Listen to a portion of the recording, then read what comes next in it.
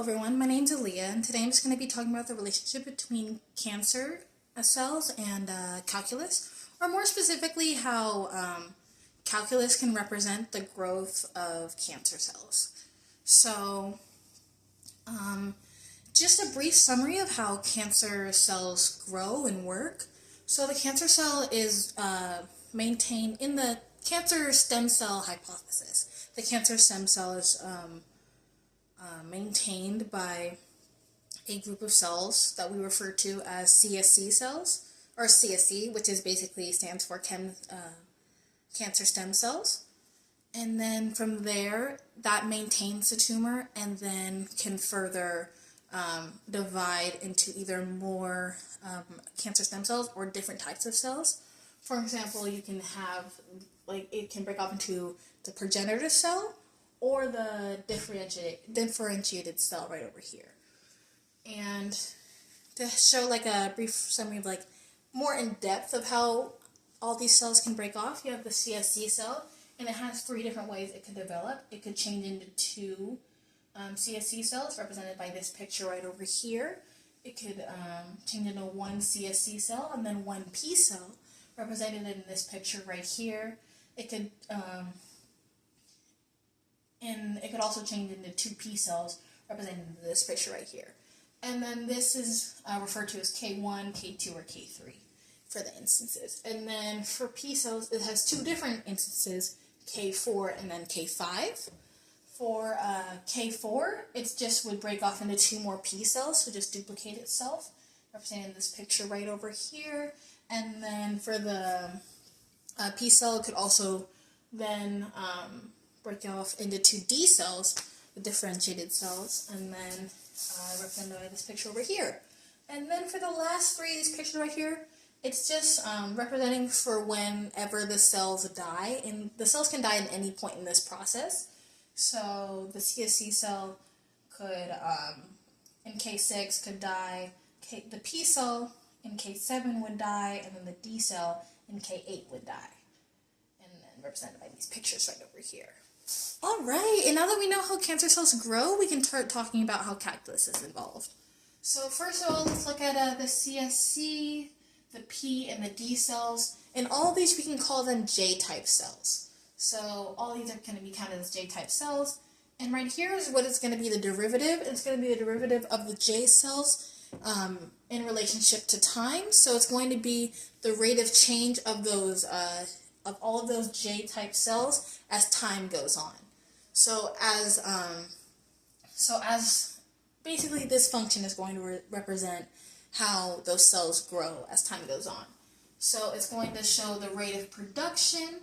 So as those cells are produced, minus the rate of division, because as those cells are produced, the original cell is lost, and then minus that death rate, because you also lose a cell as the cell dies. So more specifically, let's look at that CSC cell in relationship to time, so the derivative of that CSC cell by time. And now you can look at R right here. So in that original correlation we looked at earlier, we can see that the 2 CSC cells are created. So you can have, for R1, which is going to be K1, so you can have 2R1 for that. But then as 2R1 is created, you also have to account for the division, because CSC is also divided there. So it's going to be minus R1 because that CSC is lost. And same thing for R2, which is case 2 when CSC is divided into CSC and plus P. And 1 CSC is created, so it's going to be plus R2. But 1 CSC is also lost, so it's going to be minus R2. Sorry about that. And then finally, for R3, it's going to be when CSC creates just 2 P cells. So no CSCs are created, but 1 is lost. So it's going to be minus R3.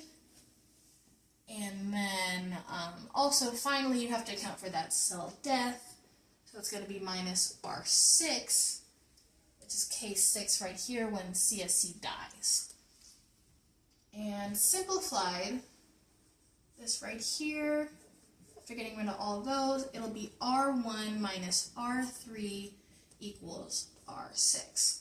Now that doesn't mean much to us right now, but let's plug in those original numbers, or symbols, I guess, not numbers. So for R1, it's basically going to equal CSC for K1 right there.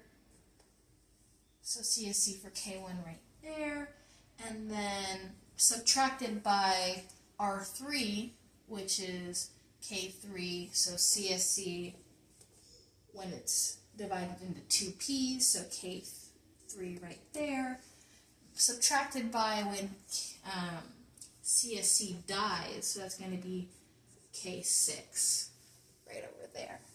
And simplified by all that, if you just write that, that's going to be CSC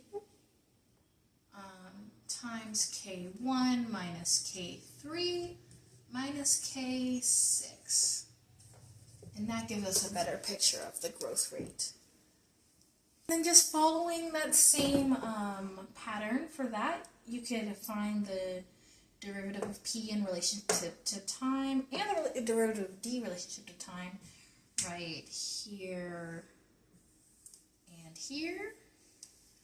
But I know this looks like just a lot of letters and symbols up here, but this could be used to monitor tumor growth and also monitor the effectiveness of certain treatments. For example, one article showcased that the CSC, just eliminating the CSC cells, will stop the tumor growth for a while, but eventually it will start growing because even if you eliminate all the CSC cells, it will still start growing in because the P cells will still exist and eventually they'll continue to duplicate.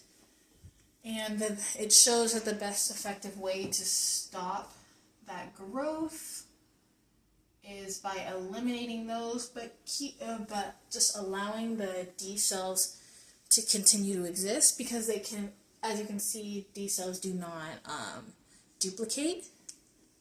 But knowing this right here helps you measure the effectiveness of certain therapies and measure how fast a tumor is growing, which can affect a lot. Anyways, thank you for listening. I appreciate it, and have a wonderful day.